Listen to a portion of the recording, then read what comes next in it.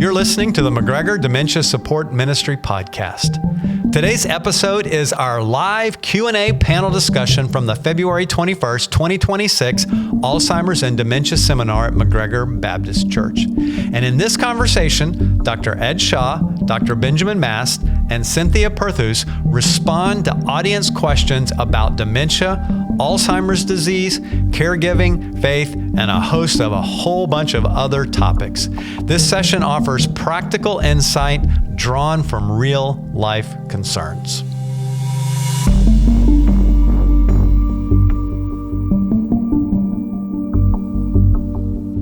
On the panel is, we've already introduced Cynthia and Dr. Shaw and Dr. Mast. Glad to have you guys back. This is a lot of fun, isn't it? Yes. All right. Dr. Shaw, I'm going to start with you right there in the middle. And you possibly dealt with some of this in your breakout session, but not everybody was in the breakout session.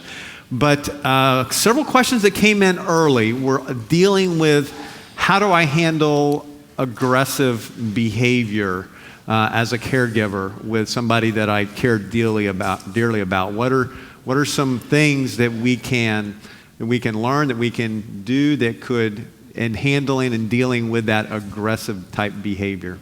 Yeah, so this is a common question. I think aggressive behaviors tend to happen a little bit later in the journey with Alzheimer's or another form of dementia.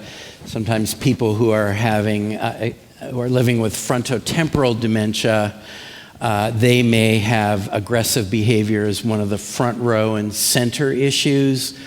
Or people, we were talking in the last breakout session about people who have a delusion that maybe somebody's trying to hurt them, and they may respond aggressively to the person who they feel is trying to hurt them. So the answer to the question is somewhat dependent on the situation. So I'm going to give a short response, and then we'll value hearing what Dr. Mast and Cynthia have to say. I think the most important thing is to just drop the temperature of the situation. That if somebody is acting aggressively, if they're yelling, they're screaming, they're hitting, they're kicking, you want to just lower the temperatures. It was in one of the caregiver testimonials, somebody said something like that you want to try and calm the situation. I will often have the person try and sit down, because often when they're aggressive, they're pacing and there's a lot of movement there, and you just want to ground them in the chair. So sit them down, talk in a quieter voice, because you're literally modeling like how it is that you can calm that person's behavior. Make eye contact. Well, Cynthia, you seem upset, but it's okay. And then just kind of try and bring calm to the situation. Right. So I'll stop there. Yeah, that's good. Cynthia, do you have any thoughts? I like to give the suggestion that you change the subject, change the topic. If they're upset about, I don't want to eat this food, this is not what I want for lunch, I told you I didn't want this, and I can say, that sounds great. Would you like to go outside and look at the birds? I saw some beautiful birds outside. And we just distract and just turn in a different direction. And again, also body language is really important, as well as being on the same level. If they're sitting down and you come in and they're upset and you're standing above them, you really need to get at the same eye level. I spend a lot of time on my knees with my clients because I want to be at the level where they are. You also don't want to come up from behind them and surprise them or touch them without asking for their permission for you to touch them. Just some things that are just a little bit of common sense, but that we don't use maybe in our daily lives. Yeah. Dr. Mast, let me kind of tag with that, and a couple of questions came in. Not asking it this directly, but asking, why is the person with Alzheimer's dementia acting in a way that just doesn't seem so Christian anymore? I don't see the fruit of the Spirit in their life anymore, and the anger and some of the other things. So how would you respond to that person asking that question? Yeah, I mean, it's a great question. It's very upsetting and disturbing at times. You know, a person has really changed the way they interact with you. Maybe they say things they didn't used to say, they do things they didn't used to do, and it's not okay in terms of what they believed and how they are. But I think if we go back to, a simple answer is if we go back to that image that Dr. Shaw showed earlier of how much the brain has been affected. He showed those two brains next to each other, and just the significant damage and shrinkage to that tissue is showing, this is a person who's living their everyday life like you or I. They want to understand, they want to connect, they want to make sense of things, but they're doing it through a very different lens. And it's important for us to remember, the brain has been very heavily damaged in some of these cases. And so maybe the things that maybe they thought but didn't say, or felt like doing but didn't do, now becomes much harder to suppress, right? So if I were up here and I took my water and I accidentally spilled it all over myself, in my head I might think something that I wouldn't say in front of the crowd.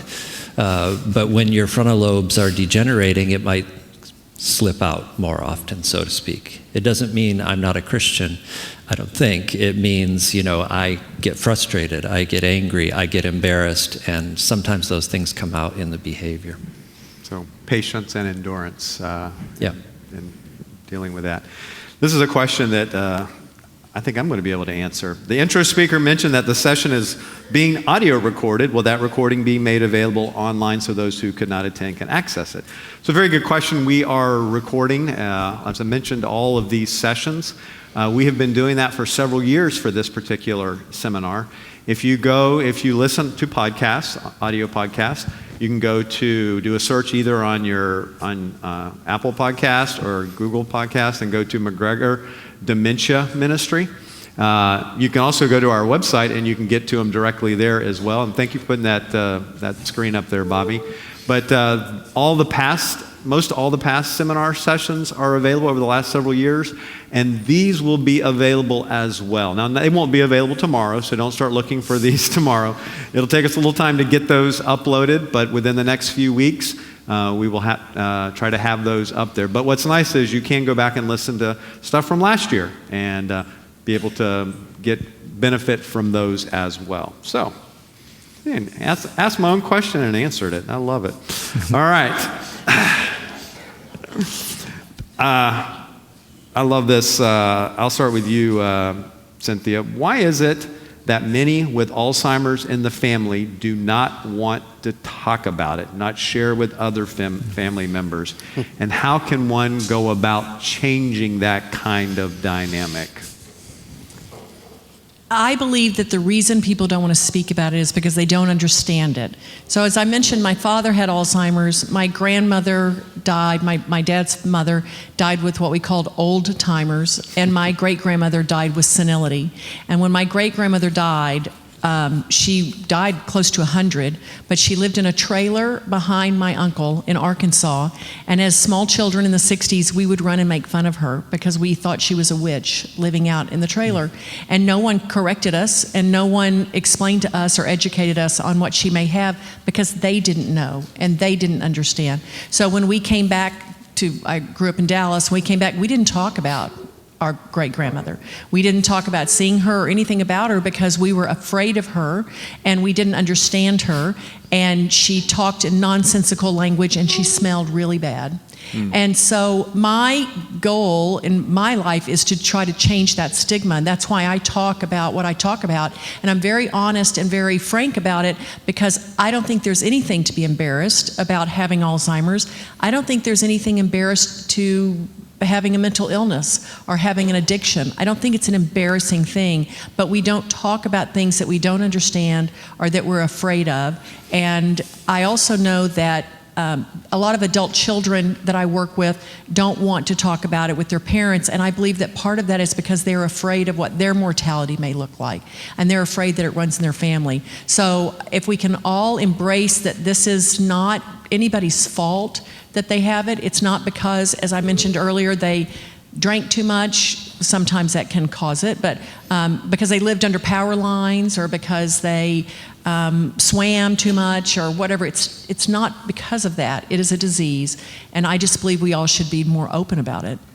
And obviously, too, by not talking about it, you're not dealing with it, so you can't get help that you potentially could get for any of these things. But any other thoughts of helping maybe break the stigma? I know I'm grateful for our church that we're trying to talk about it. We're trying to say, hey, let's get the conversation out there. We can provide resources. But any other? Oh, okay. Any other thoughts? Yeah, I think Cynthia really nailed it there. I think there is stigma, and I think people are terrified. Yeah. And I think one part of that is, they saw a parent or an uncle or a grandparent, and they see it, and they saw maybe the disease at its worst, and they're afraid that that's what their path looks like as well. And I think as we change some of the stigma and improve our understanding and care, maybe some of those scenarios won't be quite as bad as we envision them becoming. Yeah, absolutely. Can I add one more thing? Oh, sure. When I found that I had the APOE4 gene, and I didn't talk about it for a while, and the reason I didn't talk about it was because I had the false perception that the insurance company would never cover my care again, and so I didn't want them to know for whatever reason. When I began to talk about it, friends of mine said, "Why would you tell people that? Why are you talking about it? Aren't you afraid for them to know?" And I had to get through that. My friends don't do that anymore, and they embrace it, and they join in with me on the Alzheimer's walk, and they say, "I'm going to come and listen to you at McGregor," and I say, "Come on." So it's different, but 20 years ago, people were not understanding when I would talk about it. Yeah, absolutely. Do you have anything to add? Ed? I guess I would agree with everything that Cynthia and Dr. Mast said. The other thing I often hear is, well, I don't want to be a burden, or I don't want to burden them. But my experience in the majority of families is that, the adult children would never think of caring for their mom or dad as a burden. It would be a privilege and a joy. Yep. And I think also by sort of hiding the white elephant in the room, you deny the person of knowledge and information because it's not in the open. And, look how we've benefited today from all the knowledge and information that has been shared. So, yeah, it's a really common issue. Absolutely. Dr. Mast, you're a very active person, so I'm going to ask you this question, and y'all can follow up. They say that being active can mitigate the risk of Alzheimer's. Is that true? It depends on what you mean by mitigate. So I think, as Cynthia said, the data is pretty strong that it can lower risk. What's good for the heart is what's good for the brain. And so physical activity is one of those things that can lower your risk. Does it fully erase your risk? Of course not. Right. We all know, just like we know people who didn't get it and lived on cigarettes and bacon, we know people who are incredibly active who became very confused and forgetful. So it's one of those, what I would call data-supported prevention activities. But when we talk about prevention, we're talking about reducing risk and delaying onset of symptoms, which doesn't sound as exciting as prevention. But if you could delay the onset of Alzheimer's by 5 years across the country, you'd cut the rates in half. Yeah. And so we are talking about delay.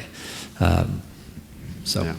I loved Cynthia's little, in fact, I tore it out, the healthy habits for your brain little slide that you had up there. And if we actually took serious those things, talking about potentially mitigating some of the risk, and one of those, is get moving, and exercise is part of that. Anything else anybody want to add on that? I believe that following those can mitigate or delay a lot of diseases. A lot of diseases. It's not just about Alzheimer's, dementia. It's a lot of things. And not a lot of bad side effects of start moving and exercising. Those usually all upside. Cynthia, you mentioned just a moment ago that of your APOE4 gene. And so this person asked, does insurance pay for genetic testing for that particular gene? I can't tell you that, but I can tell you that I went through a lot of testing in the summer with a neurologist, and it was all covered because I had a family history. So I encourage people, I think it's up to your individual insurance policy what it will cover or not cover, but just ask. But it was covered. And they were asking also, can you get tested before you have a diagnosis of MCI? And obviously you don't have that diagnosis, Yes. and we're able to get tested, and it was covered by Medicare, you said. Anybody else know any experience on that? There was another question that kind of related to that. How may I be tested for the gene? What is that process like? Is it just a simple blood test? Mine, there are a couple of ways. You can do a blood test. I did a spit test. And you can also have a lumbar puncture, which I did not do. Oh. I mean, are there other, am I missing one? No, I think like Ancestry.com does test your ApoE4 gene status. What they don't do is test your ApoE2 gene status. So you have ApoE2 genes, ApoE3 genes, ApoE4 genes. If you have one or two copies of the ApoE4 gene, you have an increased risk. It doesn't mean you're going to get Alzheimer's disease. It means your risk is elevated. The ApoE2 gene is a protective gene. So, and that to me is just as important to know. Yeah. So it may be that if you have one or two copies of the ApoE2 gene, it may balance out your ApoE4, or if you didn't have ApoE4 but you have the ApoE2, maybe you'll be at lower risk, and I would like to know if I had lower risk. So I think genetic testing it's a mixed bag.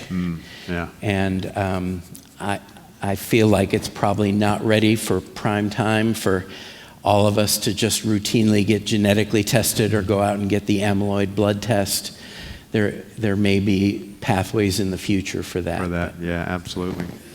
And I'll let whoever wants to answer this, but they were asking, can we have more information about Parkinson's disease? Even the dementia seems like it is very close to Parkinson's. So maybe distinguish between the two and maybe give us a little bit of how some of this You start with that. connects. We talked about this a little bit in our breakout. So Parkinson's disease is a neurologic condition. An important distinction to make is that not everybody with Parkinson's develops dementia. They're not the same in that way. That people with Parkinson's disease will typically show the physical symptoms, some cognitive slowing, and some people then will go on to later on show some cognitive decline that would meet criteria for dementia. But Parkinson's disease in itself is not a dementia, even though it's affecting the brain. To complicate it a little bit, Lewy body dementia is similar to Parkinson's disease, same Lewy bodies in the brain, but they start in a different location. So they're kind of siblings, but in Lewy body disease you see the cognitive changes and the physical come later. In Parkinson's disease, people have the physical movement changes and don't always show dementia. Yeah. Would you add or amend that? I guess I would say that we are now better able to understand what the bad proteins are that are causing brain inflammation or causing the brain to shrink, to kill neurons. And I think in the future, both what we call these diseases will become more related to the underlying bad protein, like Lewy body that you mentioned. In Lewy body dementia, we know that's a protein called alpha-synuclein, and we will eventually develop treatments that get rid of the alpha-synuclein in the brain. And so as the science advances and we understand the process better, the treatments and even how we name these diseases will change in a good way. In a good way, yeah. Let me ask you this, and this is, some people had asked earlier on about what are some of the symptoms in late stage dementia, but also I have the question of, okay, somebody, they say they died of Alzheimer's or dementia. What does that mean? What did they actually, how did they die? Going to the doctors here on this one, probably. So the cause of death for 40% of people with dementia is aspiration pneumonia. It's where the person in the late stage, doesn't matter what dementia you started with, by the late stage they sort of all look pretty similar. And in the late stage the person becomes incontinent and they have difficulty swallowing, and they start to swallow food or liquid rather than into their stomach through their esophagus, their swallowing tube. It goes into the trachea and into their lungs. And that sets them up for aspiration pneumonia. And aspiration pneumonia is because of swallowing liquid or food into your lungs. So that's the cause of death. Okay. It's not the dementia itself, but it's an indirect thing. Yeah. But eventually, if a person who has dementia, the disease will affect the brainstem, which is kind of the part of the brain that controls like breathing and heart rate and kind of the main bodily functions, and it will turn off the brainstem. Yeah. Cynthia, I'll ask you this: has there been any research that you're aware of? And I'll ask all of y'all, but I'll start with you, for the reason why we see such an uptick in the number of cases. And I know this is somewhat, your opinion, but I'll give everybody a chance to kind of share why we see this dramatic increase over the last, 10, 20 years. So my opinion is that this is a disease of old age, and we are living a long, long time. And so it's just natural that a disease of old age is going to show up. I believe also that the stigma is being loosened up a little bit and that people are talking about it more. So we see it more because it's being talked about and because we're old. Yeah. Any other thoughts on that? Yeah, I think I was going to say the same thing. Age is the biggest risk factor, and as people live longer, the number of people who have dementia goes up. But paradoxically, there's some new evidence suggesting the percent of people who develop dementia is actually going down because of lifestyle improvements. So it's both. Because people are living long, we see more cases, but the percent of people who develop new cases every year is actually lower than it used to be. Oh, interesting. Yeah. Mm-hmm. The same person asked, why do amyloids develop? What is the mechanism there for that? Oh, we stumped the panel. Look at that. Whoever asked that question. This is not my level of expertise. There is an understanding that these amyloid precursor proteins are part of a normally functioning neuron or brain cell. And early on in Alzheimer's disease, there's an enzyme that acts upon it, and it snips that protein into fragments. They cluster together. The brain can't clear them and leads to cell death. Now, if the next question is, why does that enzyme do that, then I'm stumped. That's the end of my knowledge. You're out, huh? Cynthia, is dementia, Alzheimer's, a diagnosis to get Medicare at an earlier age than 65? Not that I know of, unless it's under disability. I don't know. Yeah. I don't have an answer. Sorry. I do believe that I think our attorneys have.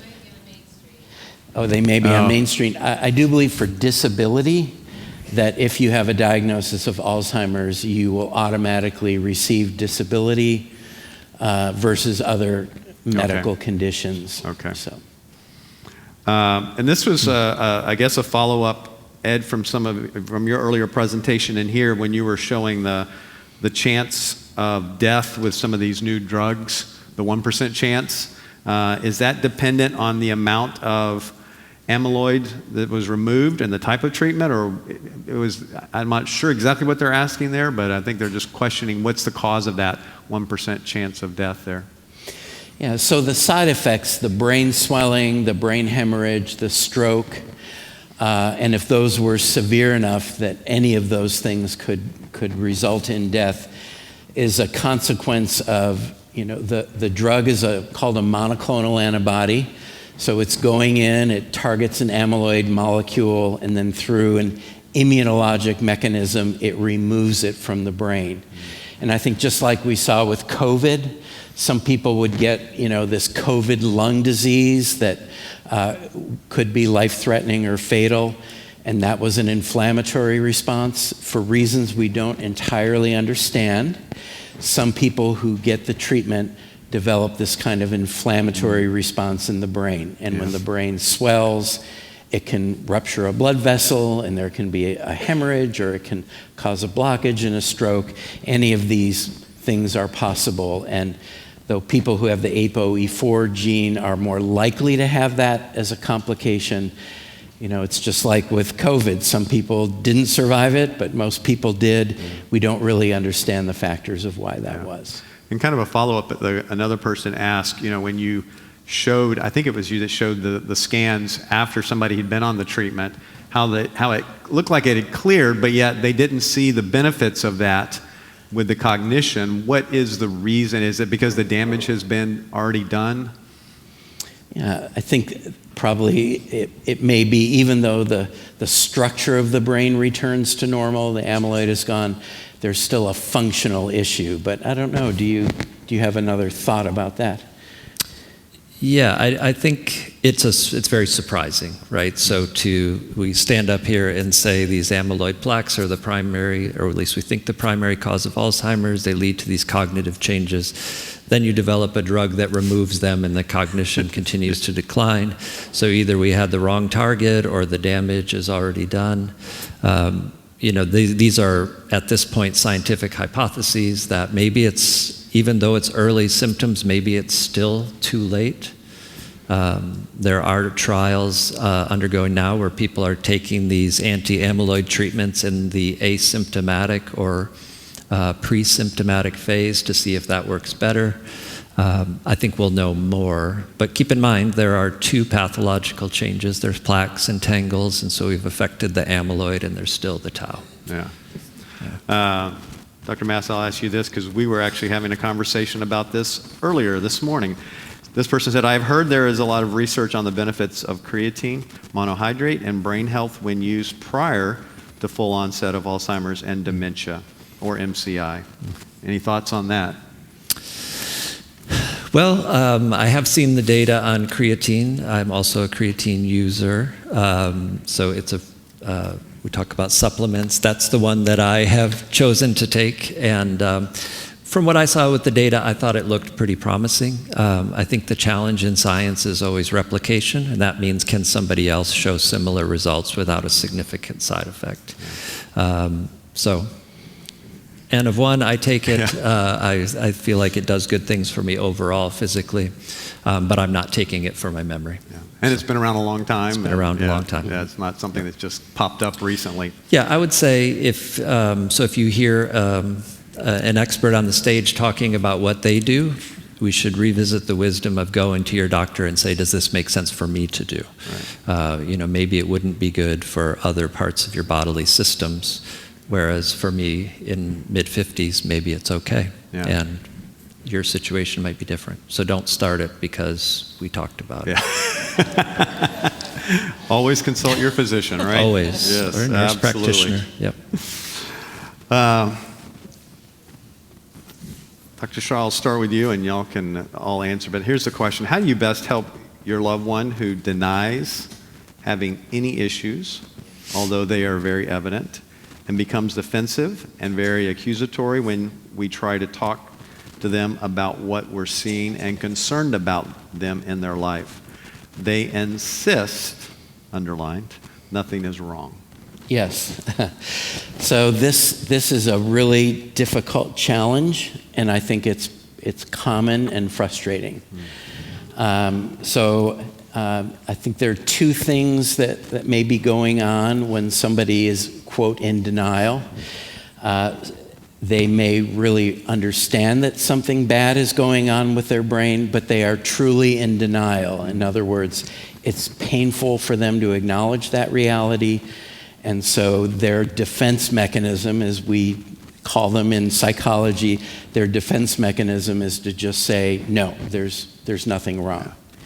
And I've had brain cancer patients who have flat out said, I do not have a brain tumor when their scan shows it. I think the other issue is insight. So insight is our ability to understand a situation that we're in. And we know that insight is a brain function, and that function is affected adversely in people who have Alzheimer's or other forms of dementia. So it may be that they don't really understand. They don't have the insight to understand there's something wrong. That's really either way, it's a challenge to get them into the doctor. Yeah. I say, if you're concerned, if the person has more more cognitive challenge than you think is normal for their age and you want to get them evaluated, you can use threats, bribes, guilt, shame, or if you need to, brute force, and to get them to the doctor. But, sometimes people just won't go. Yeah. If somebody is, let's say, 87, 88, late 80s, and they're starting to have some of these symptoms and they're in denial, is that a point where you would say, yeah, you got to get them into the doctor for that? Or is there a point where we're just going to let this play out?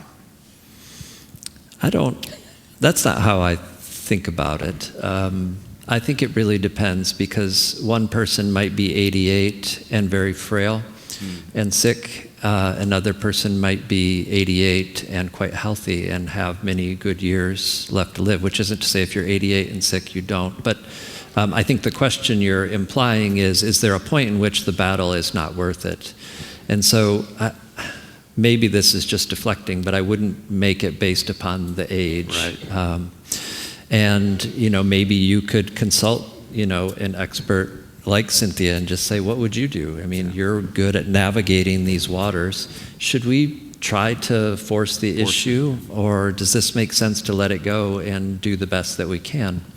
I think the danger is when we make age the criteria, that to me starts to feel a little bit risky. Yeah, that's a good point.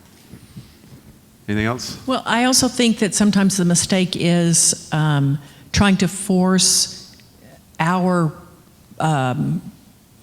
perceptions on what they should be doing, and that they should be going to the doctor, or they should listen to me because I'm the expert, or I'm the child, and I know, and I want you to do this, and I want you to do it for me because I want to understand what's wrong with you. When maybe it's just about an easier way of going about it. When I mentioned that I'd had a full battery of tests this summer with the neurologist, and she said to me, "Why are you here?" And I said, "Because I want to see this coming. I want to know if I have it." And she said, "You'll never see it coming. You need to hope you're around somebody who sees it for you." So it's that's a true statement, that they just don't have the capacity to maybe understand that there is something. So there's the denial, but there's also the fact that they just may not see it. Yeah, and going back to dealing with it earlier, when they might be able to not so vehemently deny it, might be of value as well, instead of waiting and waiting. Maybe it's not. Let's let it get, and then it gets worse. This is the last question, and this is, I saved it for last, just like you usually have dessert at the end, but here's the question. What is sugar's role in brain health? Yeah, you don't want to hear this one. Just cover your ears. But I have to start, and I'm gonna throw somebody under the bus out here, but I'm not gonna look at them. She asked me if I was speaking in March at a group where she belongs, and I said yes. And she said, "Well, I'm gonna come and hear you, but I was thinking I wasn't until I actually saw you and thought you were fun." But because I knew you were going to stand and tell all of us to get rid of sugar, and I didn't want to hear it. And I said, "Well, I'm not going to tell you that, but." I am a believer that sugar is the evil empire, but that doesn't mean that I might have a piece of cake for breakfast, okay? So I think that sugar it's just my opinion. Again, I'm not a doctor, but I believe that it is something that affects a lot of our body issues, arthritis, inflammation, a lot of things. So I try to keep it away as much as I can. Keep it in check, but that's just, I'm not a doctor. Yeah. Anybody else want to jump in on the? You're an actual doctor. You're an actual doctor. Yeah. So there are some who believe that they call Alzheimer's disease type 3 diabetes of the brain. And in fact, one of my colleagues at Wake Forest University, her main area of research is using intranasal insulin. So you basically, instead of insulin shots, you squeeze insulin like you were taking a nasal spray, and you absorb it up into your brain. And she has some data that would suggest that might actually help cognitive function. So it seems like sugar mismanagement plays some sort of a role. I think also some of the dietary approaches, there's keto diets that Cynthia showed, which are very low carb diets. They're high in protein, high in fat. There are potential issues with that. Even a Mediterranean diet doesn't eliminate sugar, but it definitely moves you towards sort of food in its natural form, whole grains and fruits and vegetables, things that are healthy. And I believe sugar, in the sort of pure sugars or in processed foods, may be responsible for some of the wave of Alzheimer's disease that we see. But is it only a sugar issue? Probably not. Probably not, yeah. So, and you now, made it sound nice, mismanagement of sugar, I love that phrase. I'm going to use that phrase now. Mismanagement of sugar. I love it. That's what I did last night, eating that carrot cake. Mismanagement of my sugar. Yes. All right. Anything else to wrap stuff? Well, so I'll play the role of psychologist and say, well, it depends, right? You should consider it in the context of your life and your health. If you are, there are some situations where sugar is energy, and it needs to be there because the person is exhausted. And so I don't think it's the kind of thing and there's other people where sugar is a real issue in terms of management and the effect on the blood and the brain. But you want to consider it in your overall lifestyle. So there probably aren't a lot of situations where you should either prescribe yourself more sugar or completely drop it out without consulting a health professional. And so there are situations where sugar can be quite good. And I don't work for the sugar industry, just to say, it does have some beneficial effects in some situations for some people. Yeah. So. All right. Well, thank you all so much for going through the hot seat here with all the questions. You all did great. Give them a big hand.